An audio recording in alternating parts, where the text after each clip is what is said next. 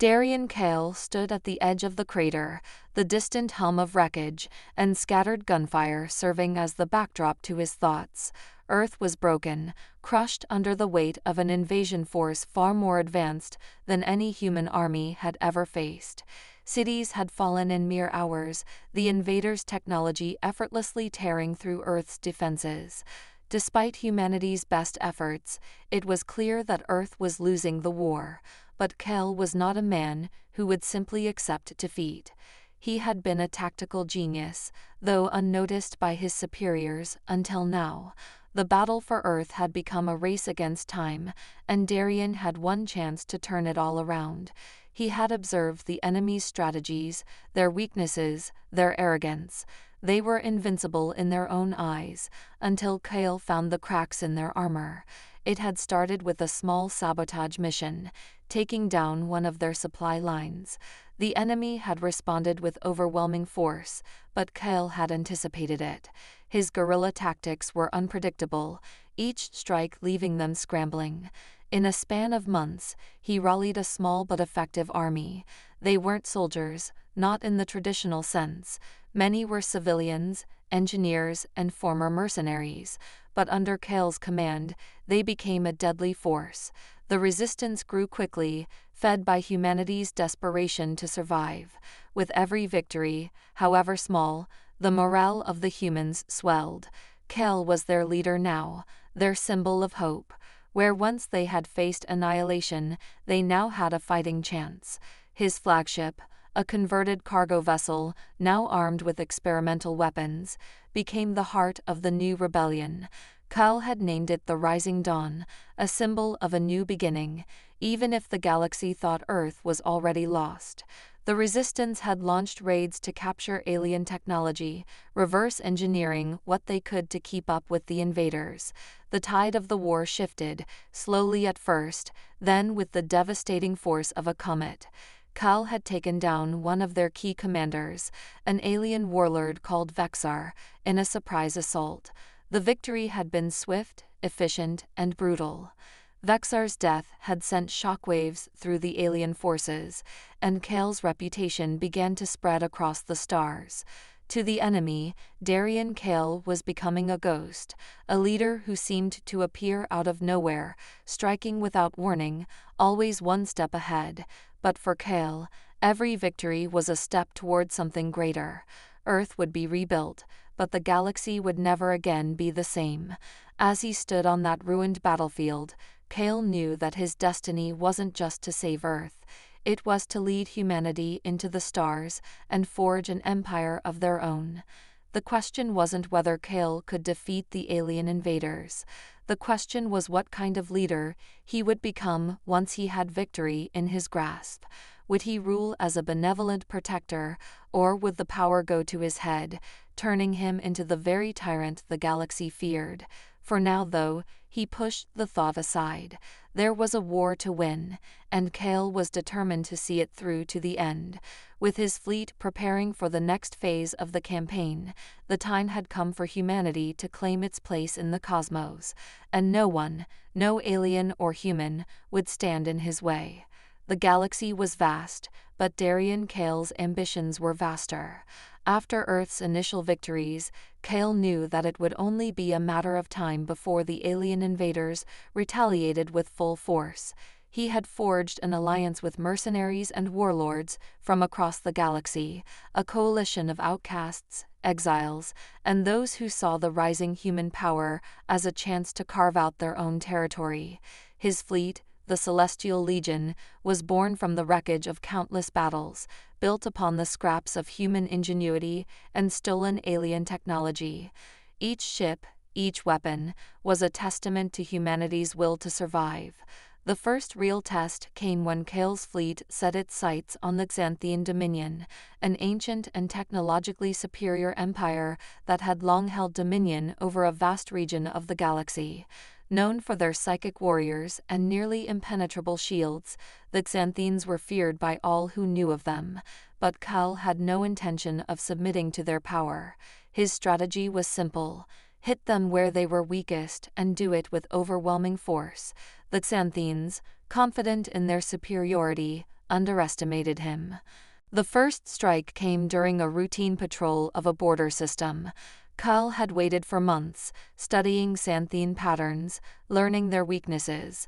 The battle unfolded with shocking precision. Using stealth tactics, Kale's fleet infiltrated Xanthine defenses and neutralized their communication hubs, leaving the enemy isolated and disorganized. Without their psychic network to guide them, the Xanthines were unable to coordinate their forces. Kale launched a series of brutal surprise assaults, targeting key planetary defense systems and their most important military assets. It was not just Kale's military genius that made him a fearsome adversary, it was his cruelty. The Celestial Legion showed no mercy, taking no prisoners, and leaving behind nothing but ashes. In just 3 days, Kale shattered the Xanthine war machine. Their once glorious fleets were scattered in the void, and their capital world, Xanthia Prime, was captured in a brutal orbital bombardment. The Xanthian Emperor, a being who had ruled with absolute power for millennia, was forced to surrender to Kale's terms. News of the victory spread like wildfire across the galaxy. To those who had once doubted humanity's ability to contend with the powerful alien empires, Kale's triumph was proof of the unrelenting strength of his vision. But as his reputation grew, so did the whispers of fear. Those who were once allies of the Xanthines now turned their eyes to Kale, wondering whether his ambition would stop at their borders or if he would set his sights on the stars themselves. Meanwhile, within the ranks of Kale's own legion, loyalty began to shift. His victories had cemented his power, but it was clear that Kale was not a man to share that power easily. His officers and commanders, once thrilled to fight under his banner, began to question his growing ruthlessness. The empire he was building was a galaxy of submission, and his cruelty was becoming infamous. Still, Kale remained undeterred. The fall of the Xanthines was only the beginning. With their technology and psychic secrets now in his possession, Kale planned to expand his empire even further, crushing anyone who dared stand in his way. The galaxy would learn to fear the name Darien Kale, the celestial warlord, for he was no longer just a leader, he was an unstoppable force, a harbinger of humanity's rise. And in the depths of his mind, Kale knew that this was only the first of many empires that would fall before him. Darien Kale's rise to power was met with a storm of resistance. For every empire he destroyed, for every planet he enslaved, pockets of defiance began to sprout across the galaxy. The galaxy, it seemed, was not content to fall under his rule without a fight. His greatest threat came from within his own ranks. Former commanders, soldiers, and even civilians who had once cheered for his victory now saw him as a tyrant, a man consumed by his lust for domination. Among them was Mira Thorne, a brilliant strategist and former high-ranking officer of the Celestial Legion. Once a fierce believer in Kale's cause, she now stood as the leader of the rebellion, vowing to overthrow the very empire she helped build. Mira had been with Kale from the beginning, her mind sharp, her tactics flawless. Together, they had forged the early victories that had cemented the Celestial Legion's reputation. But as Kale's ambition grew, so did his cruelty. He began executing entire civilian populations, raising planets to send a message to his enemies. It was these brutal tactics that broke Mira's loyalty. The man she once respected had become a monster, and she couldn't stand by and watch him crush everything humanity stood for. Under Mira's leadership, the rebellion started small. It was a coalition of humans, alien refugees, and disillusioned soldiers, each fighting to preserve the freedom they had once taken for granted. They were outgunned and outmanned, their fleets outdated and scattered. Yet, what they lacked in resources, they made up for in cunning. The rebels used guerrilla tactics, striking quickly, disappearing into the vastness of space before Kale's forces could retaliate. It wasn't enough to defeat Kale, but it was enough to send a message. They would not kneel before his tyranny. Their first major victory came on the world of Iridia, a former trade hub that had fallen under Kel's control. It was a small planet, home to a diverse group of inhabitants, humans and aliens alike, who had become restless under Kel's rule. Mira's rebels, using sabotage and subterfuge, managed to steal a cache of experimental weapons that Kel had developed to keep the galaxy in line. They launched an assault on the primary weapons depot, disabling Kel's security systems, and disabling a fleet of his warships. It was a stunning blow, and for the first time since Kel's rise, his forces were forced to retreat. Kel, never one to be caught off guard, quickly responded. His rage was unstoppable, and his thirst for retribution burned like fire. He sent an entire fleet to Iridia, intending to make an example of the rebellious world. The resistance had prepared for this moment, and though they were outnumbered, they fought with everything they had. The skies over Iridia were filled with the sounds of battle, explosions, the shriek of laser fire, and the crash of collapsing starships. Mira watched as her comrades fought and died, but they held their ground. They managed to cripple Kel's fleet, forcing it to withdraw, but at a great cost. Iridia was left in ruins, its surface scarred by the fires of war. The victory was bittersweet. For every life they saved, they had lost twice as many, but it was a victory nonetheless, and it was enough to stir something Kel had hoped to silence: hope. Word of the battle spread quickly across the galaxy. The celestial warlord's reputation as an invincible tyrant was being chipped away, piece by piece. The rebellion had sparked something larger, an undeniable movement that Kel could no longer ignore. Though the rebels were far from winning, they had forced Kel to confront the reality of his empire. The rebellion had found its voice, and the fire of resistance was growing. For Kel, it was no longer just a fight to conquer the galaxy, it was a war for his very survival. And Mira Thorne, once a believer in his cause, was the one who would bring him down. The weight of the galaxy was beginning to crush Darien Kel. The victories, once exhilarating, had lost their luster.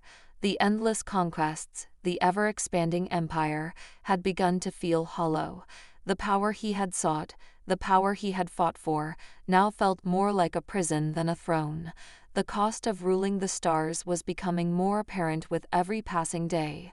His ambition had brought him to the top, but it had also started to gnaw at his sanity. The first sign of Kel's unraveling came with the arrival of a message from his most trusted lieutenant, Orion Vos. Vos had been with him from the very beginning, a man who had helped build the Celestial Legion from the ground up. He had been one of the few people Kel trusted implicitly, but even Vos had begun to question the path they were on. In a carefully worded letter, Vos suggested a change in tactics: less destruction, more diplomacy. The rebellion was not growing weaker, but stronger. The galaxy was starting to unite against them, and the Iron Fist approach was no longer effective. Kel read the message twice, his fists tightening around the letter. His anger flared as he imagined the weakness that Vos was advocating for: diplomacy, mercy. The galaxy had already rejected mercy when it chose to resist him. He was a conqueror, a warlord, not a politician. His empire could only survive through fear and force, and he would not let it slip through his fingers. But the seed of doubt was planted. His mind began to race, spiraling with every decision, every move he made. As the rebellion grew, so did his paranoia.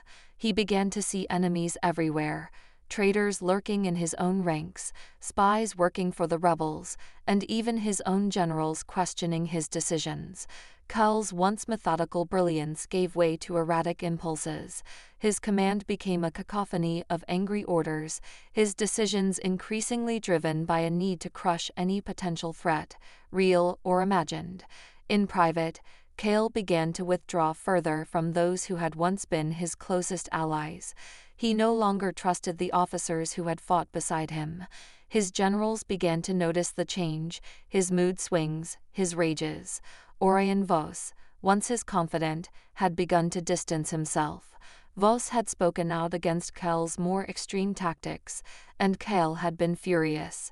In one violent outburst, he accused Voss of being a traitor, but Voss was still loyal, perhaps more than anyone else, and he tried to reason with Kel, though his efforts were in vain. Kel was convinced that Voss's suggestions weren't born of concern, but of weakness that could undo everything Kel had worked for. As the rebellion's victories mounted, Kel's world began to close in on him. The Celestial Legion, once a unified force under his iron rule, was now fractured. Some officers were loyal to him, others, disillusioned by his madness, were defecting. News of his increasing paranoia spread like wildfire, feeding the Resistance's morale. Kel, desperate to maintain control, resorted to even darker methods. He began executing his own soldiers at the slightest provocation, punishing failure with death. Trust became a scarce commodity, and fear, his ultimate weapon, was losing its effectiveness. But the deeper Kel descended into madness, the more dangerous he became. His empire, though fracturing, was still vast and powerful. And as the rebellion led by Mira Thorn gathered strength, Kel knew he was approaching the most critical moment of his life. Would he crush the resistance and solidify his rule, or would he become the architect of his own downfall? The future of the galaxy was teetering on the edge, and Kel could sense it. The storm was coming. The Battle of Eclipse was supposed to be a final stand, a resounding victory that would secure Kel's reign for eternity. Eclipse, a remote planet on the edge of the galaxy, was chosen for its strategic significance, a key intersection of trade routes that connected several vital sectors of his empire. Kel had long considered it a symbolic place, a world he would raise to show the galaxy that his power was absolute, that no one was beyond his reach. He would crush the rebels there, wipe them from the face of the stars, and remind the universe of who was in charge. The rebels, under Mira Thorn's leadership, had other plans. They had learned to be unpredictable, their raids growing bolder and their tactics ever more cunning. They knew the battle at Eclipse would be decisive, and they were prepared to make their move. But even more treacherous than their tactics was the knowledge they had gained. Mira Thorn, ever resourceful, had uncovered a weakness, one within Kel's own inner circle. The very man who had helped build the Celestial Legion, the one who had been at Kel's side since the very beginning, was no longer loyal to him. Orion Voss, Kel's most trusted lieutenant, had quietly plotted his defection. Disillusioned by Kel's increasing madness and the tyranny that had gripped the Empire, Voss had begun to secretly communicate with the rebels. He had long known Kel was on a path of self-destruction, but now the madness had grown so dangerous that Voss could no longer remain silent. He saw the potential for humanity to be better than the empire Kel had built, and he could not stand idly by while Kel crushed everything good in the galaxy. Voss had always been Kel's closest confidant, and Kel's trust in him was absolute. When Voss approached Kel with a new plan to ambush the rebels on Eclipse, Kel welcomed it, thinking it would be their final victory. But what Kel didn't know was that Voss had already betrayed him. Voss had secretly shared the plans with Mira Thorn, feeding her critical intelligence that would turn the tide of the battle. The moment of betrayal came when Voss led the main strike force directly into a trap, his trap. As Kel's fleet arrived over Eclipse, they found the skies already filled with enemy ships. The rebels were waiting for them, but what Kel didn't expect was the sheer scale of the ambush. The rebels had secured alliances with other systems, and their forces were far larger than Kel anticipated. The battle unfolded in chaotic fury, as Kel's fleet struggled to adapt to the sudden onslaught. Ships were destroyed by the minute, and communications were cut off. In the midst of the chaos, Kel's flagship, the Astral Wrath, was targeted, its shields failing under relentless fire. Then came the final blow. Voss, once a trusted officer, revealed his true loyalty when he led his own fleet in the assault against Kel's most critical targets. He had joined forces with Mira Thorn to cripple the Astral Wrath, taking out the flagship's engines and leaving Kale stranded. As his flagship was torn apart, Kale fought desperately to maintain control, but the battle was slipping from his grasp. His forces were retreating, overwhelmed by the rebels and their newfound strength. In the midst of the destruction, Kale stood on the bridge of the Astral Wrath, his hands clenched in fury. Betrayal burned through him like fire. Voss, the one man he had trusted above all others, had turned on him. But even in that moment, as his empire began to crumble, Kale's rage grew to a level he had never felt before. He would not let this defeat stand. No matter the cost, he would make Voss pay for this. But for now, the battle was lost, and the rebellion had scored a decisive victory. The escape was a close one. Kale had to flee Eclipse, his fleet in tatters, leaving behind a battlefield littered with wreckage. The galaxy, it seemed, was turning against him. The war was no longer just about conquest. It was now about survival. And Kale, the once unstoppable celestial warlord, was beginning to realize that the forces he had once controlled were slipping beyond his reach. The loss at Eclipse was a crushing blow, not just to Kale's fleet, but to his psyche. The galaxy had been his to command, and in one disastrous stroke, it had begun to slip through his fingers. The betrayal by Voss, a man who had been like a brother to him, was a wound deeper than any physical injury. It shattered Kale's trust in everyone around him. Yet, amid the ruin of his once mighty empire, a new force was rising, one born from the ashes of resistance, from the very people Kale had sought to dominate. The rebels, under Mira Thorn's leadership, had seen the defeat at Eclipse not as a fleeting victory, but as the moment to expand their movement. The news of Kale's loss spread across the galaxy, and with it, hope took root in places where it had once been extinguished. From the fringes of Kale's empire, disillusioned planets, star systems, and even former military officers began to pledge their allegiance to the cause. The resistance, once a scattered and disorganized force, was now united in purpose, and their numbers were swelling with every passing day. Mira Thorn, ever the strategist, had quickly capitalized on the momentum. She rallied the disparate factions into a cohesive fighting force, drawing from the strengths of each system. The former soldiers, engineers, and tacticians who had once been loyal to Kale now served the rebellion with fervor. They were no longer fighting just for survival. They were fighting to take back the galaxy from the hands of a madman. The resistance became a symbol of unity for all those who had been oppressed, a beacon for those who had long awaited the chance to rise up. On the industrial planet of Volter, the heart of the rebellion's new efforts, a fleet of ships was being constructed in secret. The once defiant workers, now galvanized by their cause, labored day and night to build the most advanced warships the galaxy had ever seen. Among the workers was an unlikely hero, Talancor, a former war criminal turned resistance leader. His knowledge of Kel's tactics, gained from years of service in Kel's own armies, was invaluable.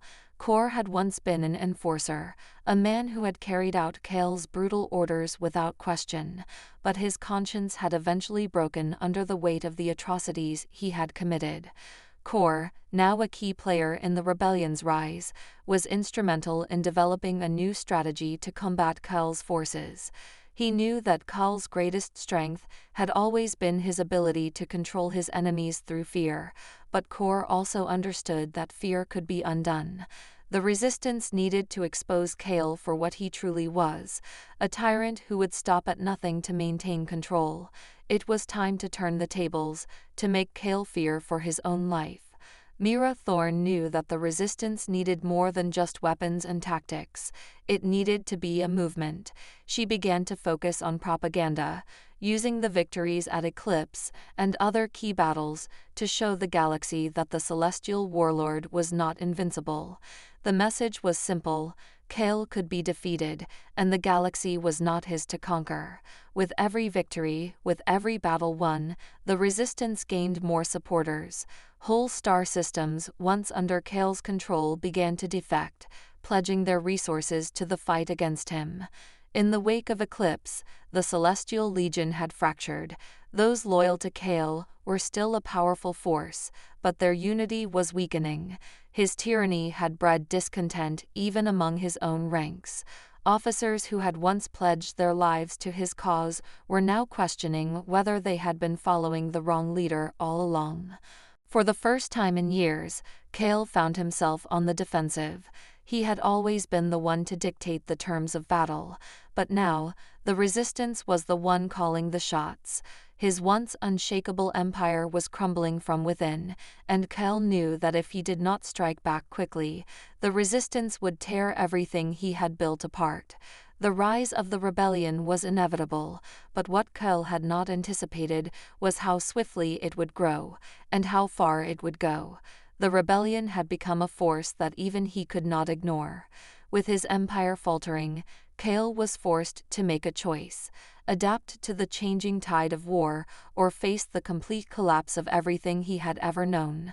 The choice, however, was becoming less and less clear as his own madness grew, clouding his judgment and pushing him further toward the abyss. The final confrontation between Darien Kale and the rising Resistance would take place on Vulture Prime, a planet that had once been a center of Kale's industrial might. Vulture Prime was a strategic hub, crucial to the production of ships and weapons for the Celestial Legion, but it had also become the heart of the rebellion's resurgence. For Kale, the planet's fall would be a devastating blow, one that would signal the beginning of the end of his empire. For the Resistance, it was their chance to deliver a crushing blow to the Celestial Warlord and prove that the galaxy was no longer his to command. Kale's forces, now scattered and fractured, had been consolidating around Vulture Prime. He knew that the rebellion's rapid growth had put his empire at risk, and he was determined to stamp it out before it could gain any more momentum. His fleet, though diminished from previous defeats, was still a formidable force, and he threw everything he had at the planet. His flagship, the Astral Wrath, was repaired and ready for battle, and Kale was prepared to burn the entire planet to the ground if it meant silencing the Resistance once and for all. Mira Thorne, now a seasoned leader, had anticipated Kale's next move. The Resistance had prepared for this moment. Vulture Prime's underground bunkers were brimming with weapons, its shipyards were primed with newly constructed warships, and its citizens were ready to fight to the last. Mira had spent weeks rallying the galaxy's disparate factions, calling upon all those who had suffered under Kale's rule. They were united in their cause: to end the reign of the Tyrant and bring peace to the galaxy. On the eve of the battle, Mira stood before her assembled fleet. She knew the odds were against them. Kale's forces still outnumbered them, and his technological superiority was undeniable, but they had something he didn't: a cause worth fighting for. As she spoke to her soldiers, her voice was steady and resolute. "We are the galaxy's last hope," she said, her eyes scanning the faces of those who had once been oppressed, but now stood as champions of freedom. "This is our moment. We fight not just for ourselves, but for the future of every system, every people, who have suffered under Kale's iron fist. Let this be the day we end his reign." The battle began with the sudden arrival of Kale's fleet, a storm of ships descending upon Vulture Prime. The sky was filled with the roar of engines, the flash of energy weapons, and the cries of battle. Kale's forces began their bombardment, targeting the planet's surface with devastating firepower. Cities were reduced to ash, and the ground shook with every blast. It was clear that Kale intended to raze the planet to the ground rather than let it fall into enemy hands. But the Resistance was ready. Mira's fleet launched a full-scale counterattack, their ships darting through the wreckage of the space battle, firing back with all the might they could muster. The Resistance fought with a desperation and ferocity that Kale's forces hadn't anticipated. The tide of battle shifted as rebel warships moved in to cripple Kale's flagship, the Astral Wrath.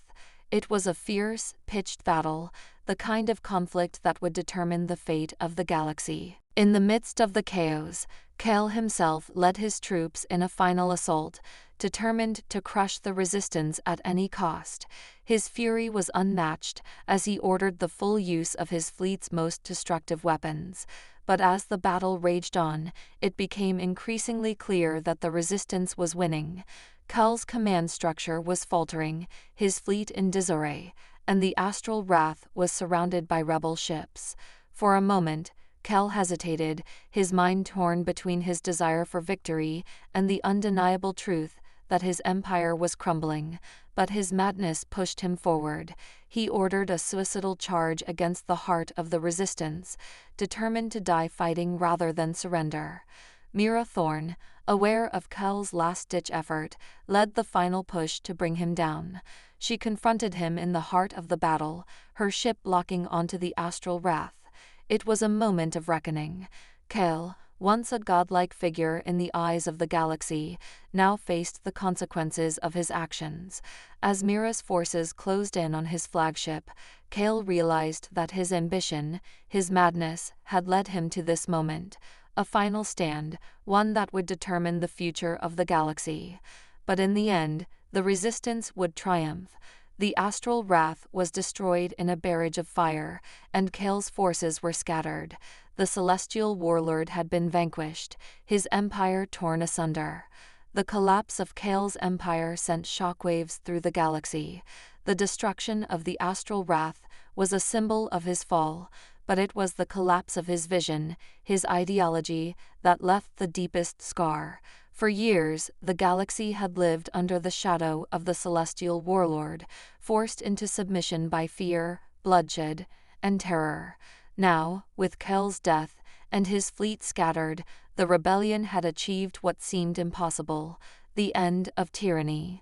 But despite the victory, the galaxy was far from free. Mira Thorne stood in the ruins of Voltor Prime, surrounded by the wreckage of war. Her fleet had won, but at a heavy cost. The battle had claimed countless lives, and the planet, once a symbol of the rebellion's strength, was now a shattered landscape. Even in triumph, there was mourning. The galaxy had been freed from Kale's grasp, but the scars of his rule ran deep. The people of countless worlds had lost loved ones, homes, and hope. Freedom had come at an unimaginable price. As Mira looked out across the broken battlefield, she could feel the weight of the responsibility that now rested on her shoulders. The rebels were no longer fighting against a tyrant. They were fighting to rebuild a galaxy torn apart by war. It was a task that seemed insurmountable, but Mira knew that the Resistance's victory could not be the end. It had to be the beginning of something greater. Across the galaxy, leaders from the former territories of Kale's empire began to speak out. The once feared governors who had ruled under his command now found themselves grappling with the question of how to rebuild in the wake of his collapse. There were factions vying for power, new leaders emerging to claim control, and old alliances dissolving into chaos. For all its promise, the fall of Kale's empire had left a vacuum, and that vacuum threatened to ignite new conflicts.